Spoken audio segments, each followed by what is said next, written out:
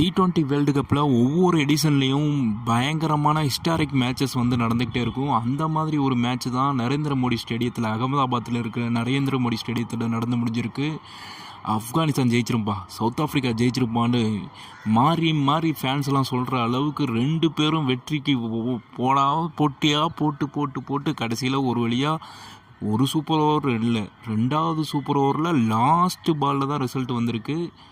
இதில் என்னை பொறுத்த வரைக்கும் ஒரு டாப் 3 மூமெண்ட்ஸை நான் சொல்லுவேன். ஆப்கானிஸ்தானை பொறுத்த வரைக்கும் குர்பாஸ் வந்து அந்த ஓவரில் அவுட் ஆகிற ஓவரில் வந்து ஒரு 6 அடித்த பிறகும் திருப்பி ஹெட்டிங்க்கு போனது ஒரு ட்ராபேக்காக போச்சு.